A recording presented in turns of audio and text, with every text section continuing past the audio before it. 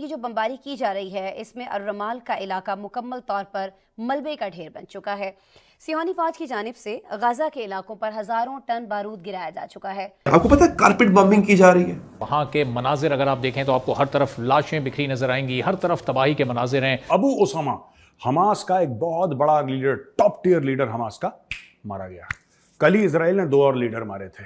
गजा पर सहूनी जाहिरियत रुकवाने के लिए सफारती कोशिशें। इजराइल के दुश्मन फलस्तीन के डिप्लोमेट्स अब भारत के प्राइम मिनिस्टर नरेंद्र मोदी जी से मदद की गुहार लगा रहे हैं। फलस्तीन के डिप्लोमेट्स भारत को इन्वॉल्व करने की मांग कर रहे हैं। अमेरिका ने जालिमाना बमबारी को इजराइल का बुनियादी हक करार दिया है। कि पता लग रहा है कि पूरा वेस्ट बैंक और गाजा दोनों के दोनों अब की बार इजराइल अपने कब्जे में ले लेगा। इस तरह से इजराइल फरोशियसली स्ट्राइक बैक कर रहा है और यूनाइटेड नेशन उसे बिल्कुल नहीं रोक रही, वेस्टर्न वर्ल्ड नहीं रोक रही।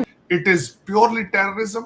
जिस तरह मोदी साहब ने भी ट्वीट किया है, उन्होंने कहा है कि this is a terrorist attack, और इसमें बिल्कुल कोई शक नहीं है, टेररिस्ट अटैक था। 75 साल से आपने भर्ती किए, अपने मुजाहिदीन तैयार किए, आपने बॉर्डर क्रॉस करवाए, जो भी हुआ कुछ फायदा हुआ? कहाँ का इंसाफ है, कहाँ का मुसलमान है, कहाँ का दीन है ये? क्या आप देखिए औरतों को पकड़ रहे हैं, बच्चों को आपने हॉस्टेज बना लिया है, लड़की के कपड़े उतार दिए हैं और फिर अल्लाह अकबर के नारे लगा रहे हैं। ये कौन सा इंसाफ है, ये कौन सा इस्लाम है? मुझे आप बताइए। ईरान बी केयरफुल, ईरान जरा ध्यान से।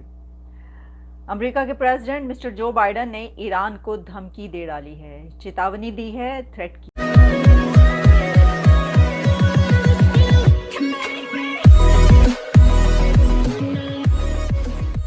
नमस्कार दोस्तों, पाकिस्तानी मीडिया में डिस्कस हो रहा है कि भाई इजराइल की तरफ से कारपेट बॉम्बिंग की जा रही है। कारपेट बॉम्बिंग मतलब ये उनको तब नहीं दिखाई दिया था कि जब वो पैराग्लाइडिंग कर कर के हमास के आतंकवादी नीचे उतरे थे इजराइल के एरिया में, और फिर वहाँ पर एक जगह पर पार्टी चल रही थी, एक जगह पर कोई और सिचुएशन थी, घर में घुसे थे, कई सारे बच्चों को मार दिया, 20, 22, 50 इतने आसपास लड़के थे, छोटे छोटे बच्चे थे जिनको जिंदा जला दिया गया है, कई सारों को बंधक बनाया गया है। एक जर्मन महिला थी जिसके कपड़े फाड़कर उसको मार कर और फिर उसकी मतलब कि गाड़ी में उसको घुमाया गया था, अल्लाह अकबर के नारे लगाए गए थे, तब उनको दिखाई नहीं दिया था। लेकिन अपनी ही पब्लिक को, अपनी ही जनता को जब इजरायली सैनिक जब छुड़ाने की ट्राई कर रहे हैं यहाँ पर, क्योंकि कई सारे इजरायली नागरिक अभी भी बंधक है, हमास के कब्जे में है, और उसके लिए उनको जो भी करना पड़ रहा है वो करते हैं, तब उनको ये लगता है कि भाई देखिए कारपेट बॉम्बिंग हो रही है।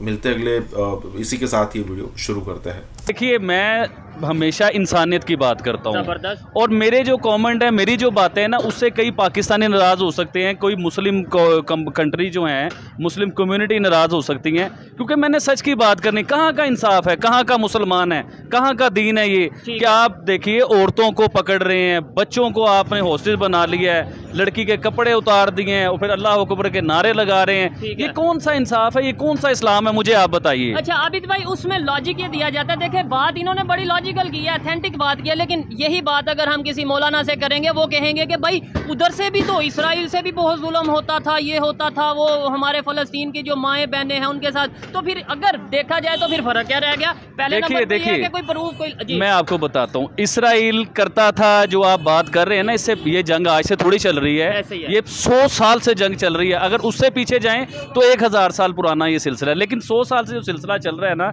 अब उसमें देखिए अगर इसराइल कुछ करता था तो दुनिया उसके अगेंस्ट खड़ी भी होती थी। इंडिया मेरे ख्याल से 4 बार या 5 बार यूनाइटेड नेशन में इसराइल के खिलाफ वोट दिया इंडिया ने। 3 बार ऐसे। यार ये ऑथेंटिक न्यूज़ है जोन साहब, वो आप ये जरूर चलाइएगा। अच्छा, इसराइल के खिलाफ क्यों वोट दिया था? कि इसराइल उस टाइम फलस्तीन के बच्चों के साथ ज्यादती कर रहा था, औरतों के साथ ज्यादती कर रहा था, राइट की अगर वायलेशन हो रही थी, तो उस टाइम इंडिया खड़ा हुआ, उसने वोट दिया। आज इंडिया इसराइल के साथ खड़ा हुआ है। क्यों खड़ा हुआ है? उस चीज को भी तो समझिए आप। देखिए 5000 रॉकेट किसने पहले छोड़े? जंग का आगाज किसने पहले शुरू किया? लोगों को गिरफ्तार किसने पहले किया? औरतों के कपड़े किसने उतारे? अल्लाह अकबर के नारे कौन लगा रहा है? जुल्म कौन कर रहा है? तो जब आप जुल्म करेंगे तो फिर जुल्म बर्दाश्त करने की हिम्मत भी रखिए भाईजान। अगर मैं ऐसी बात करता हूँ तो मेरे पर फतवे लगते। 73 जो सिविलियन थे जिनके पास दे वर नॉट आर्म्ड और जिनका कोई फॉरेन पॉलिसी, डिफेंस पॉलिसी के साथ उनका कोई रिलेशनशिप नहीं है, उनको निशाना बनाया गया और जाके वहां पे 900 लोगों को बुचर किया गया है। मैं समझता हूँ ज्यादती। ये मैं कंडेम करूंगा इस चीज को। ये ना तो ये इस्लाम है और ना ही ये ह्यूमन बिहेवियर इस तरह होना चाहिए। It is purely terrorism. जिस तरह मोदी साहब ने भी ट्वीट किया है, उन्होंने कहा है कि this is a terrorist attack, और इसमें बिल्कुल कोई शक नहीं है, टेररिस्ट अटैक था। और जिस तरीके से उसके ऑप्टिक्स आए हैं, लोग देख रहे हैं, खवातीन को, बच्चों को जिस तरीके से टारगेट किया जा रहा है, ज्यादती है। और दूसरा, मैं as an observer, as a political scientist ये कहूंगा कि इसमें नुकसान अब दूसरी साइड पे भी सिर्फ सिविलियन का होगा। ये तो मैं ज्यादातर दुनिया के अंदर इस वक्त इस्लाम और ये रेडिकलिज्म और ये सारी चीजें बहसीत कारोबार हो रही है, ये कारोबार है। दूसरी साइड पे भी मारे जाएंगे तो इनोसेंट सिविलियन मारे जाएंगे और लार्जर तादाद में मारे जाएंगे, क्योंकि इनकी कैपेसिटी और एबिलिटी नहीं है टू डिफेंड देमसेल्फ।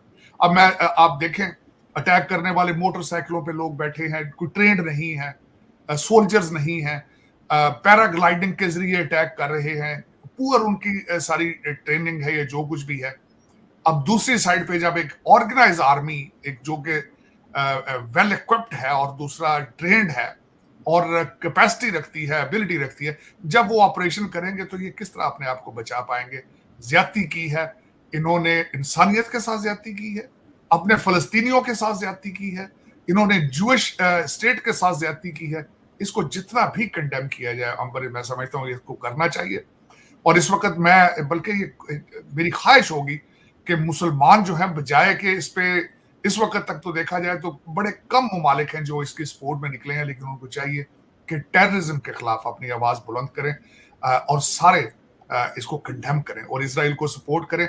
और हमास या इस तरह की चीजों को मेरे ख्याल में इस तरह खुला नहीं छोड़ना चाहिए जिस तरह वो कर रहे हैं। ज्यादती की उन्होंने। इनफैक्ट यूएई पहला इस्लामिक कंट्री बना है जिसने इजराइल के समर्थन में आगे आकर बोला है। हालांकि जैसे कि आपने भी बात किया कि जो एक पीस के लिए काफी लंबे अरसे से, इनफैक्ट 1948 से ही इजराइल पूरे मिडिल ईस्ट में कोशिशें कर रहा है और यूएई के साथ भी उनकी डील हुई, सऊदी अरेबिया के साथ भी उनकी एक पीस डील ऑलमोस्ट होनी तय थी और ऐसा नजर आ रहा था कि सब कुछ अभी जल्दी ऑफिशियल हो जाएगा। और उस पर इनफैक्ट मैंने भी कई सारे डिस्कशन किए थे और यही सवाल था कि इस पूरे इस्लामिक वर्ल्ड में जिस तरह से इजराइल से रिश्ते बेहतर होते जा रहे हैं, ईरान और कुछ मुल्क अलग छूट जाते हैं। पाकिस्तान को भी लेकर सवाल था कि पाकिस्तान किस तरफ जाएगा, क्या इजराइल को सऊदी के साथ सपोर्ट करेगा। तो सवाल इसको लेकर भी उठ रहा है। दरअसल कई सारी रिपोर्ट्स हैं, कोई कहता है ईरान इसके पीछे है, कोई कहता है टर्की है, कई सारी रिपोर्ट्स हैं। आपको क्या लगता है आखिर किसकी ये पूरी बनाई हुई खिचड़ी है, कौन है इसके पीछे? इसके पीछे देखें, अगर मैं बताऊं इसको कि ईरान के वैसे यूनाइटेड नेशंस के अंदर जो उनका रिप्रेजेंटेटिव है यहाँ न्यूयॉर्क में, उन्होंने कहा कि हम इसमें इन्वॉल्व नहीं है। लेकिन मुझे ये बताएं, $100 मिलियन एक साल का हमास की फंडिंग करता है ईरान जो है, और दूसरा उनके मुसलसल एक दूसरे के साथ रवाबत है। दूसरा आपको यहाँ पे ये भी बताना चाहूंगा कि सीरिया के ऊपर 200 से ज्यादा इजराइल ने एयर स्ट्राइक्स की हैं। किस वजह से की है? क्योंकि मुसलसल वहां पे असला आता है ईरान से